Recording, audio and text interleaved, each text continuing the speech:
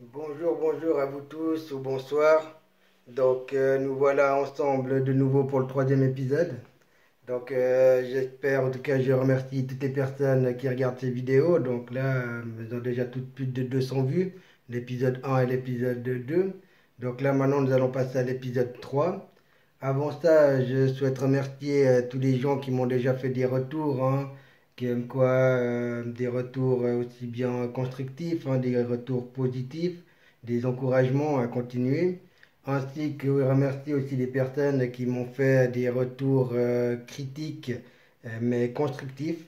De ces retours-là, voilà, comme je disais à la fin de l'épisode numéro 2, il faut toujours sortir de sa zone de confort.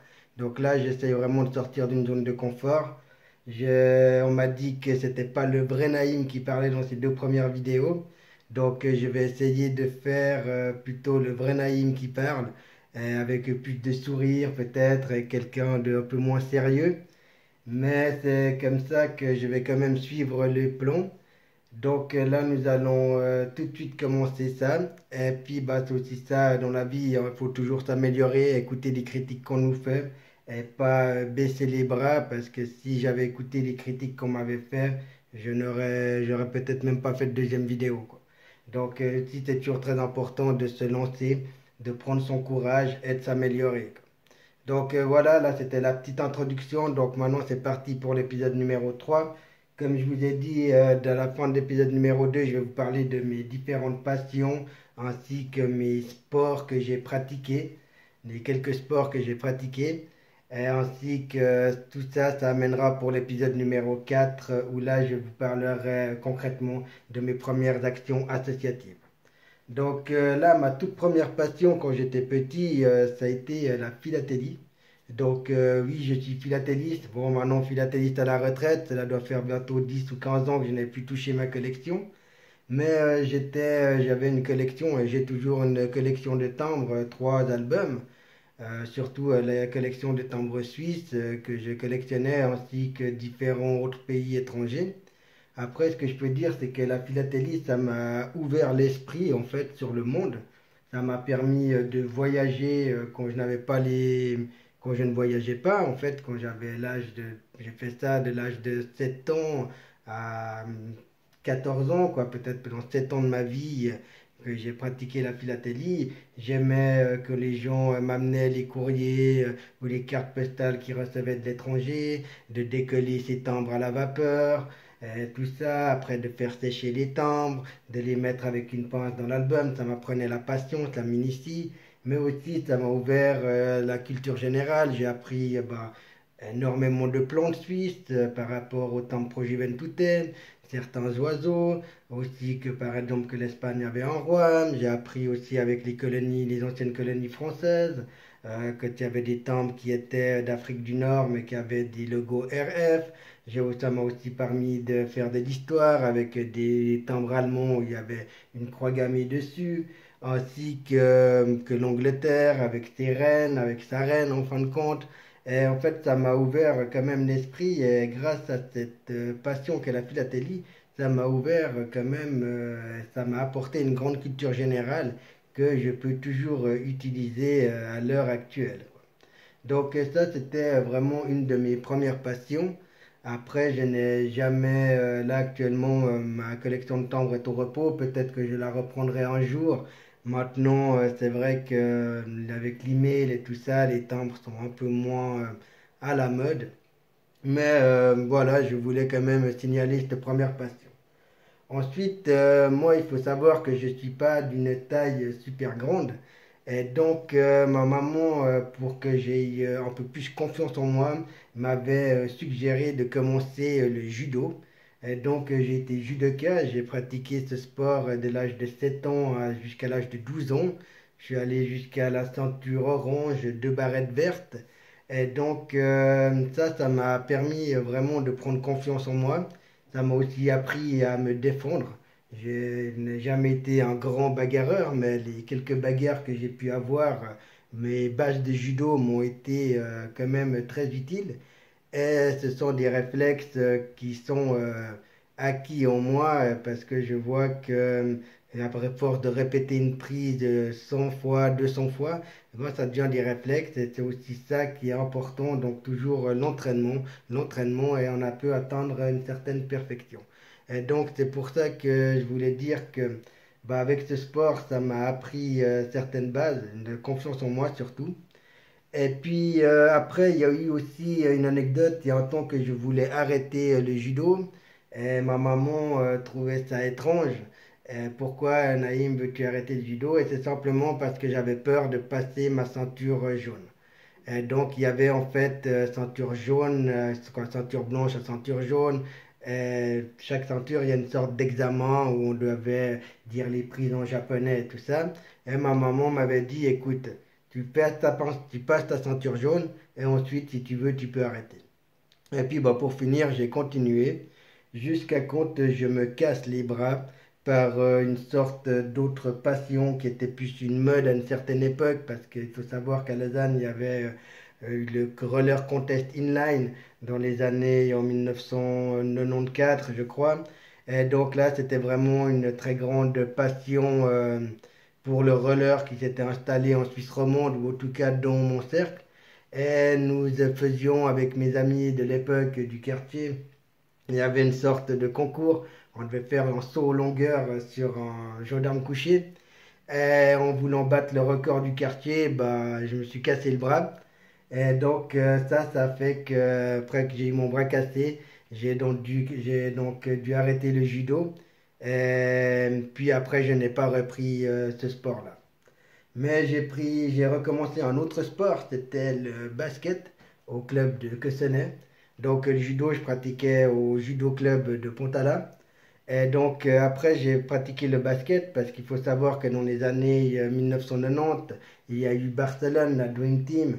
Et donc là, il y a vraiment eu un grand engouement pour le basket, en tout cas dans ma région. Je ne sais pas si à l'échelle suisse ou européenne ou mondiale, comment ça s'est reflété. Mais en tout cas, dans ma région, il y a eu une grande, grande passion pour le basket. Et ces stars américaines qui nous arrivaient tout droit des États-Unis. Et aussi cette culture. Donc, je me suis inscrit. Il y avait aussi des cassettes VHS que je recevais avec des finales de New York Knicks contre euh, avec Hakim Olajuwon contre les Houston Rockets. C'était une vidéo que j'avais qui était trop longue. Il y avait les 7 matchs qui étaient, quoi, c'était deux vidéos. Il y avait les 7 matchs de cette finale. Et donc, ça, c'était un peu des cassettes vidéo que moi j'avais de NBA. Sinon, il n'y avait pas tellement. Il y avait des magazines sur lesquels on pouvait se renseigner. 5 majeurs, je crois. Oui, 5 majeurs. Et d'autres magazines de basket dans lesquels nous pouvions avoir les actualités. Il y avait aussi des posters de basket et tout ça. Et donc, il y avait un très grand engouement dans mon village et dans ma région pour le sport. Et donc, j'ai pratiqué ce sport durant à peu près 3 ans. Après, j'ai arrêté parce que je suis tombé sur un coach qui était très très sévère, quoi, sévère ce qui s'est avéré, c'est que dans mon équipe, il y avait vraiment des joueurs qui avaient un niveau qui était bon, quoi, vraiment très bon. Moi, j'avais pas le niveau là, et donc moi, j'étais souvent comme le coach m'appelait le joker. Donc, c'est-à-dire que je devais aller au match, mais je jouais jamais, quoi. Et donc, à force, ça m'a démoralisé d'aller à des entraînements, mais pas pouvoir faire les matchs, devoir travailler. Des fois, ils m'ont fait des entraînements en entier où je devais shooter contre un mur pour entraîner mon shoot. Et donc, je n'avais vraiment plus de plaisir à aller à l'entraînement si c'est pour se faire critiquer, rabaisser par le coach et qu'en plus, on n'allait pas jouer, que je n'allais pas jouer. Et donc, j'ai arrêté le basket en club. Mais c'est pas pour autant que j'ai arrêté le basket. Après, j'ai continué le basket sur le playground de mon village à Pontala. Et donc là, il y avait donc des grands qui jouaient au club, il y avait des gens qui étaient plus forts, des gens qui venaient d'un peu partout. Moi, j'étais petit, je sais pas d'où les gens venaient exactement, puisque moi, j'étais posé dans mon village, les plus grands bougeaient. Mais ce qui était sûr, c'est que ça jouait fort au basket, il y avait des équipes, il y avait une certaine compétitivité. Donc moi, je me souviens que si je voulais pouvoir aller sur le terrain, quand c'était par exemple ça le week-end ou bien le mercredi, nous, avec mes potes et de mon âge, on pouvait jouer de 12h30 à 14 heures. À partir de 14 heures, bah, nous on était les petits, il n'y avait plus moyen de jouer, ou à moins qu'il manquait un joueur. Mais après, bah, c'est-à-dire que on pouvait des fois, ils nous lançaient contre les plus grands. Mais bah, comme moi, je me suis fait dunker plusieurs fois dessus par des gens assez grands. Donc, en conclusion, c'est que je jouais pas. Mais nous restions quand même au bord du playground. Nous regardions les actions, des joueurs qui portaient des maillots de basket. Et aussi, le plus important pour moi, c'était de mes potes, c'est qu'il y avait des grands, ils amenaient toujours une box, une big radio, quoi, avec des piles, quoi. Parce qu'après, plus tard, quand moi j'ai eu les moyens d'avoir acheté une grande radio et puis de voir le prix des piles, je me suis dit, waouh, tout ce qu'ils ont mis comme électricité. Mais ce qui était cool, c'est que ça me permettait de voir plein de pochettes de CD de rap américains. Donc c'était des grands, ils avaient vraiment, donc là c'est là où j'ai découvert les Onyx, les Wu-Tang Clan, des pochettes, en fait c'était les pochettes, ça passait les sons, je savais pas, House of Pain, Cypress Hill, il y avait exactement beaucoup de CD qui tournaient, de CD anciens, et c'est là comme ça que j'ai découvert le rap et toute une culture américaine là autour. Et c'est sur ce playground aussi que j'ai découvert ce qu'était la Zulu Nation, car là je le nomme, c'est le b-boy Karel. Il m'avait expliqué, il m'avait dit ouais, ce que c'est que la Zulu Nation, que c'est que la culture hip-hop. Parce qu'effectivement, bah, moi je connaissais le rap depuis déjà très longtemps. En fait, moi mes premiers kiffs de rap c'était les inconnus, quoi. J'ai compris plus tard qu'en fait ils parodiaient le rap. Mais en fait, au début, pour moi, c'était mes premiers rappeurs, c'était les inconnus. Après, avec aussi MC Solar, Chris Cross, où j'allais à l'école avec des vêtements à l'envers, où je voulais avoir les premiers pulls à capuchon. Et tout ça, c'était vraiment toute une adolescence où je ne jurais que par un style vestimentaire hip-hop, les casquettes qui venaient tout droit des États-Unis ou qu'on allait chercher à Lausanne dans un certain magasin, là je sais plus comment il s'appelle. Et il fallait être, c'était vraiment toute une passion, un style qui s'acquérait. Mais ça, je connaissais effectivement beaucoup que le rap. Et je m'avais même monté un groupe de rap avec des amis, trois. Après, ça n'avait pas duré très longtemps, mais nous essayions d'être dans ce mouvement. Et il y avait eu ce basketteur à la fois b-boy qui m'a en fait expliqué ce que c'était que la Zulu Nation, ainsi que le rap faisait partie d'une culture hip-hop.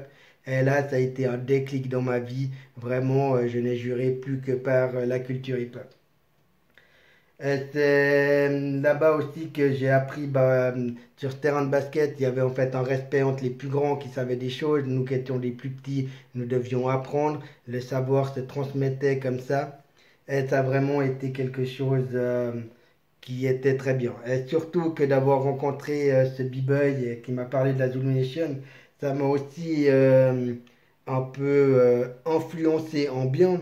Parce qu'à ce moment-là aussi, il y avait beaucoup de films qui tournaient, que ça soit Ma cité va craquer, La haine, quoi. D'abord La haine, ensuite Ma cité va craquer, Menace to Society, Bones in the Hood, qu'on allait voir chez un plus grand.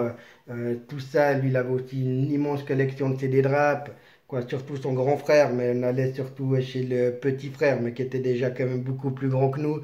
Et donc là, on pouvait, on voyait des vidéos en boucle de gangs et tout ça, et c'était pas une très bonne influence. Il y a eu aussi les débuts du rap français, où il y a pas mal de mes amis, il y a certains qui sont vraiment partis en cacahuète, comme on pourrait dire, qui ont pris au premier mot toute violence qui était là, qui était revendiquée dans certains textes de rap, que ça venait de Mantes-la-Jolie et tout ça. Et nous-mêmes aussi, on était baignés par des cités françaises ou des banlieues américaines, alors que nous vivions à Pontala, vraiment dans un calme relatif. Mais nous prenions pour des gens mais c'était une influence que nous avions puisque nous écoutions que ça et nous regardions que des films là-dessus ou des reportages sur les banlieues.